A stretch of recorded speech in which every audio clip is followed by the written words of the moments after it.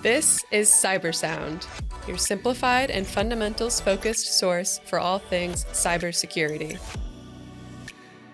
Welcome to CyberSound. I'm Thank your you. host, Jason Pufahl, joined, as always, by Steve Maresca. Hey there. And today we've got John Madura. John, thanks for joining.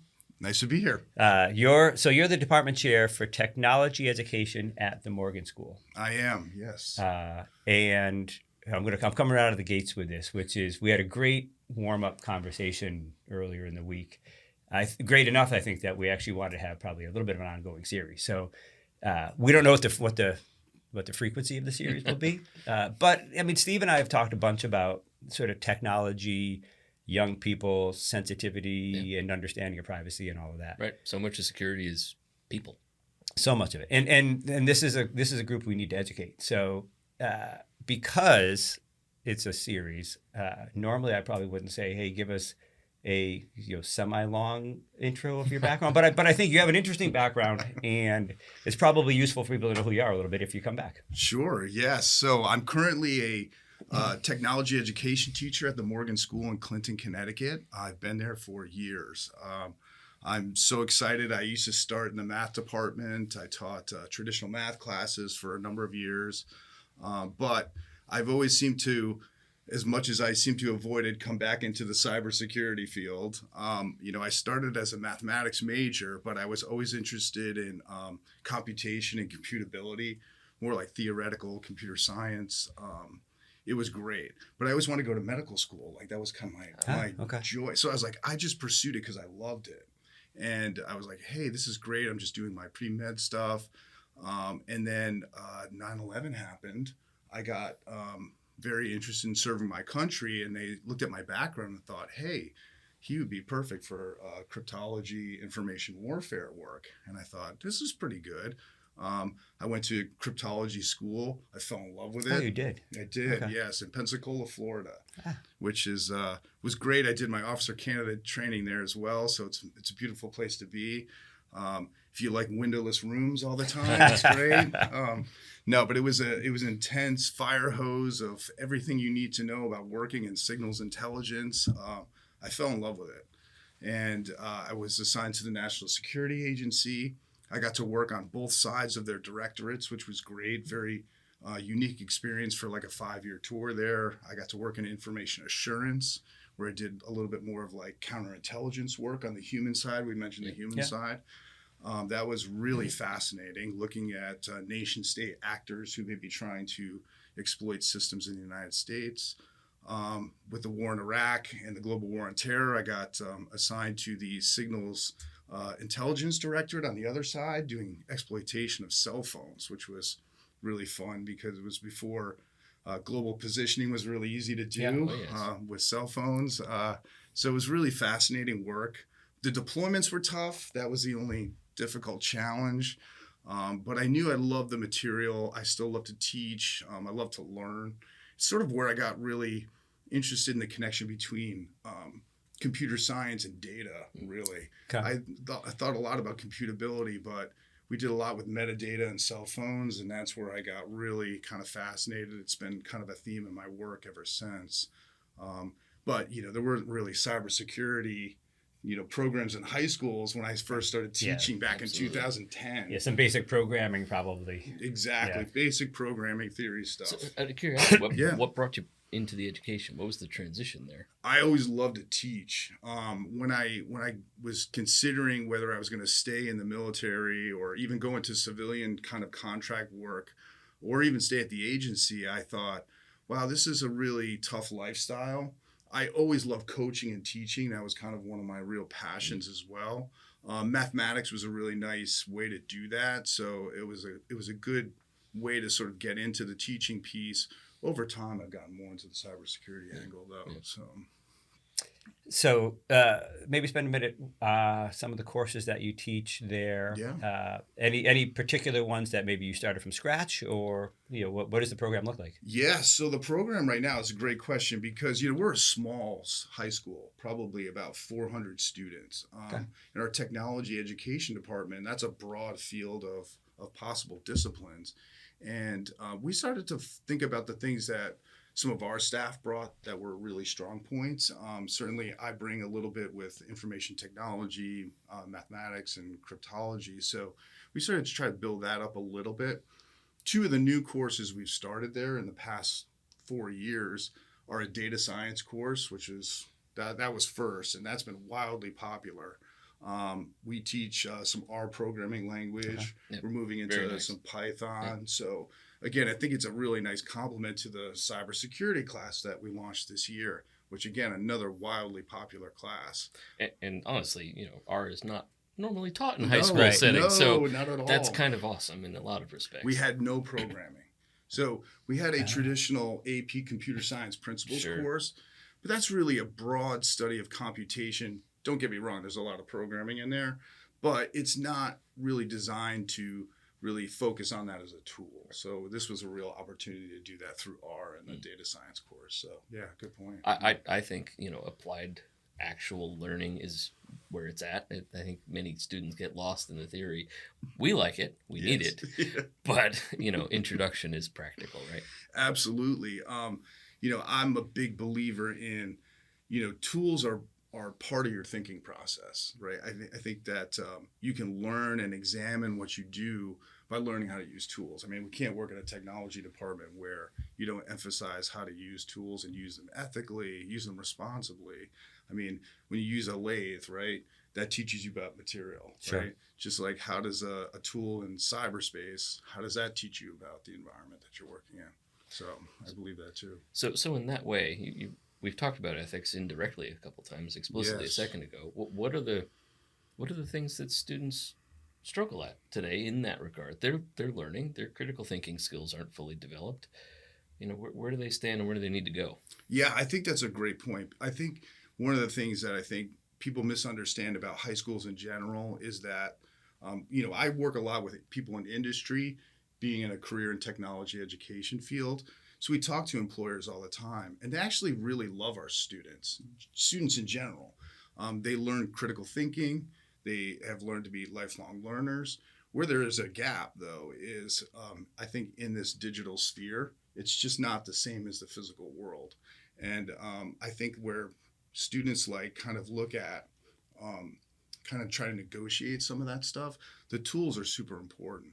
And I think when they look at our students kind of coming out of high school, they're like, hey, you guys can adapt to new things, but kind of looking at the psychology of that is really important. And I think the tool piece is, I'm going to continue to emphasize that. I think we're trying to build craftspeople in that way. And I think, again, that's really the key of our success so far.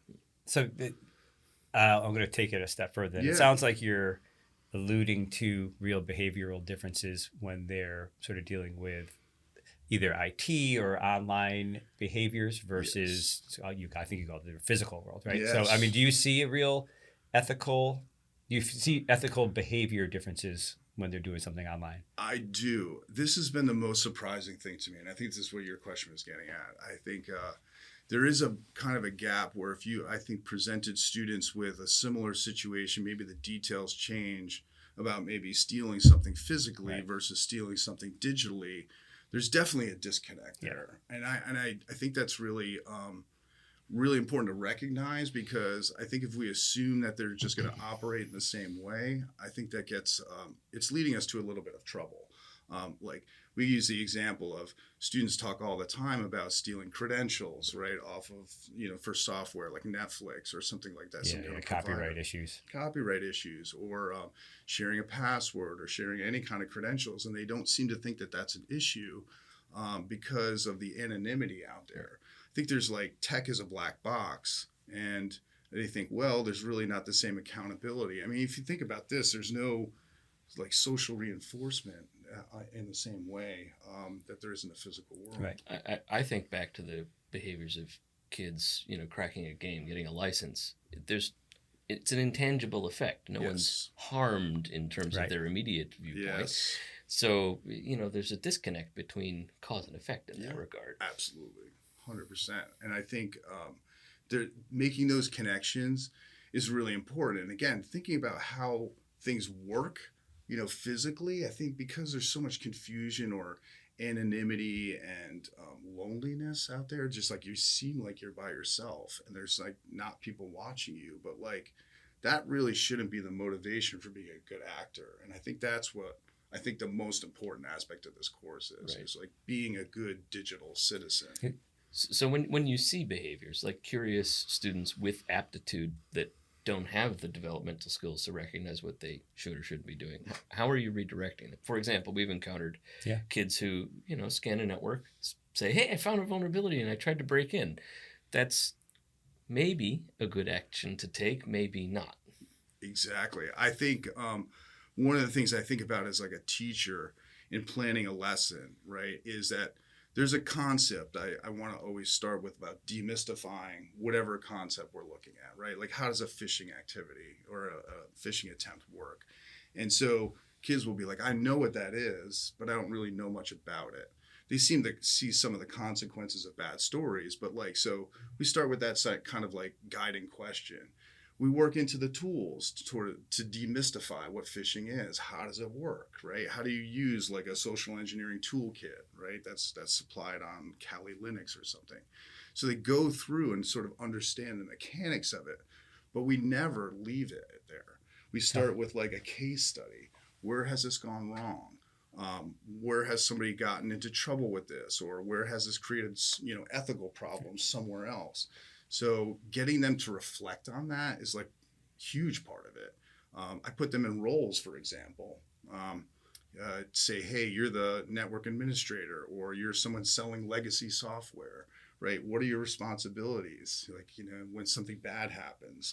And so it's kind of dealing with all of these ethical questions like that kind of bring the tools alive is a huge part. And I would never do that without doing some of that work as well with students. So really important. Yeah.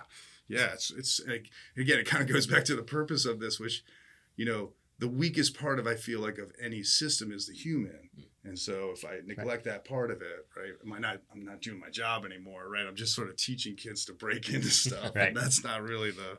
So I think we'll spend some time on the, how do you train the human, I think, in upcoming discussions. But diving in a little bit. So you talked about, you have a data science course. Yes. You've got a cybersecurity course. You're doing some programming. Mm-hmm. Do you find your students really gravitate toward one particular discipline? Is cybersecurity the favorite? Is programming the favorite? I'm kind of interested in a little bit of a discussion around what things do you see students gravitating towards as employers? What types of things?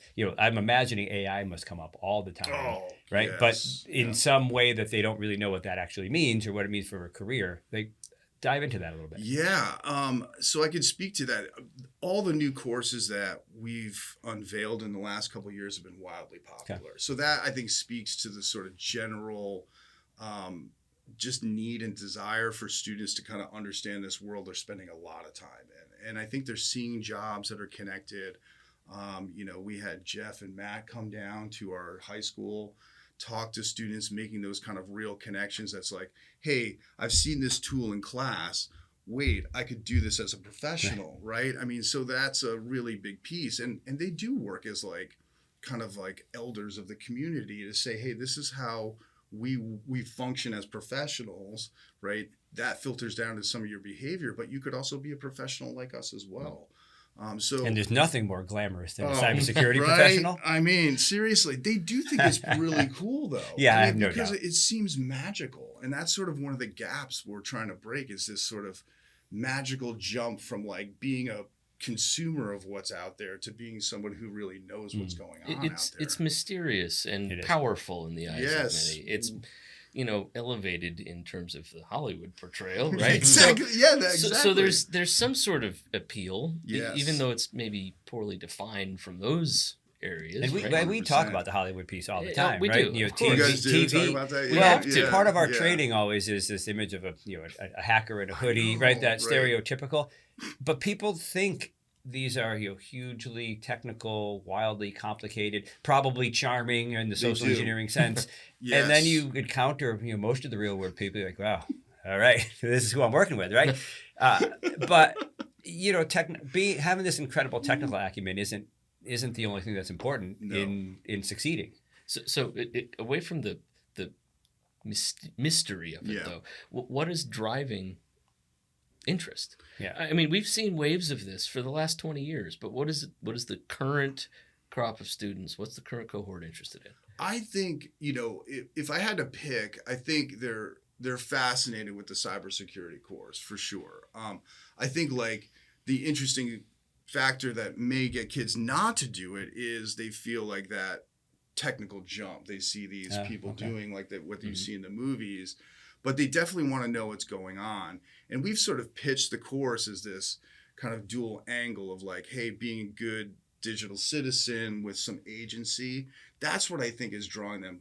That's what's making them interested in it, is the opportunity to become like an active agent in the world that they're really kind of confused by a lot of times. And they see behavior that maybe in school that is different online, right? And why?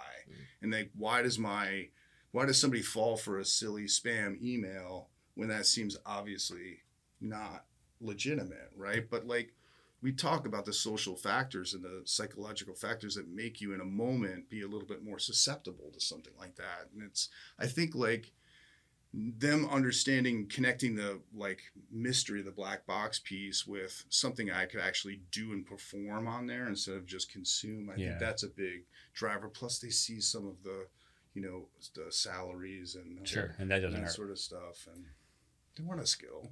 They want to be able to do stuff. Silly, quick reaction question.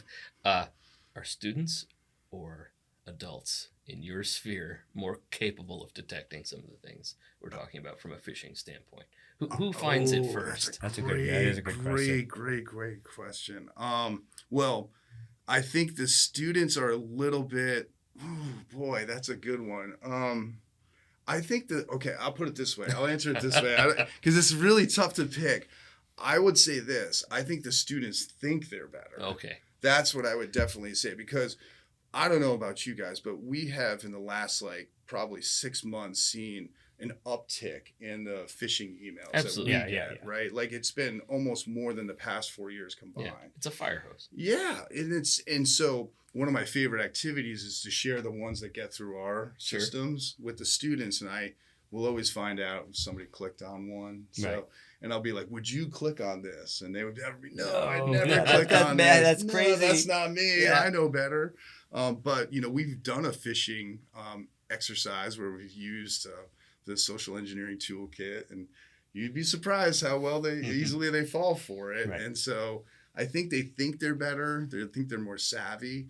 But I think with AI generating some of these, phishing emails, it's also getting harder to detect for them as well. It's getting very sophisticated. Yeah, and I think I've got my own 18 and 16-year-olds, and I know they aren't really slaves to their email, so that's a help, because they're definitely not in their inbox as much. But I suspect actually sort of your SMS and text phishing is probably more effective for that age group in a lot of ways. They pay a lot more attention to texts than emails. When things get through, they definitely do. I think there's certainly, as a professional, a teacher in there, you're probably a little bit more apt to maybe click on some things because you're like, hey, this sounds like it's part of my job to do that urgency, right? To click on things. But I don't know. It's a good question. I mean, sometimes, in my opinion, with my 7-year-old, hope she doesn't hear this at some point, but it's going to be online forever. There's a perception that the app is in the box, it's in the tablet. Yeah. There's some awareness safety. that there's an outside world involved is sometimes actually lost. Absolutely. And honestly, teaching that is really hard.